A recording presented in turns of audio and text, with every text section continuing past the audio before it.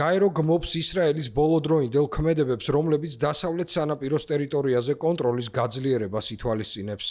15 თებერვალს ისრაელმა განაცხადა, რომ დასავლეთ სანაპიროზე განაახლებს მიწის რეგისტრაციის პროცესს, რათა ყველამ, ვისაც მიწაზე პრეტენზია აქვს, საკუთრების დამადასტურებელი დოკუმენტები წარადგინოს. უფლებადამცველი ჯგუფები ამბობენ, რომ ამ პროცესმა შესაძლოა პალესტინელებს ჩამოართვას და ისრაელის სახელმწიფოს კონტროლქვეშ მოაქციოს ის მიწები, რომლებზეც ისინი წლების განმავლობაში ცხოვრობდნენ და ამუშავებდნენ. გაეროს გენერალური მდივნის სპიკერმა სტეფან დუჟარიკმა განაცხადა, რომ ეს ნაბიჯი გამოიწვევს დესტაბილიზაციას, ამასთან ეს უკანონო ქმედებაცაა. გენერალური მდივანი გმობს ისრაელის მთავრობის მიერ 15 თებერვალს მიღებულ გადაწყვეტილებას. ოკუპირებულ დასავლეთ სანაპიროს სიზონაში განაახლოს მიწის რეგისტრაციის პროცესი. ეს ნაბიჯი ისრაელის კაბინეტის მიერ გასული წლის მაისში მიღებულ გადაწყვეტილებას მოჰყვა.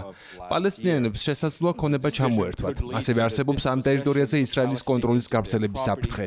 ასეთი ზომები, მათ შორის ისრაელის პალესტინის ოკუპირებულ ტერიტორიაზე ყოფნა, არამხოლოდ დესტაბილიზაციას იწვევს, არამედ როგორც საერთაშორისო სასამართლომ აღნიშნა, უკანონოცაა.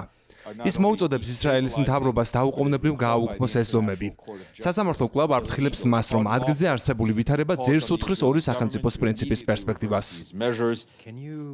ისრაელის საგარეო საქმეთა სამინისტროში ამბობენ, რომ ეს ზომები პალესტინის ხელისუფლების მიერ მიწის რეგისტრაციის მცდელობების საპასუხოდ გადაიდგა იმ ტერიტორიებზე, სადაც ისრაელის სამოქალაქო და სამხედრო კონტროლს ინარჩუნებს. სტეფან დუჟარიკმა დახმარების შეფერხებებზეც ისაუბრა. ჰუმანიტარული ოპერაციებისას კვლავ მნიშვნელოვანი დაბრკოლებები იქმნება.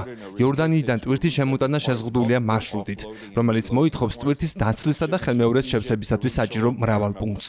ეგვიპტიდან ქერემ შალომისა და ქერემ აბუ სალემის გადასასვლელიდან ტვირთის დაბრუნების მაჩვენებელი მაღალია.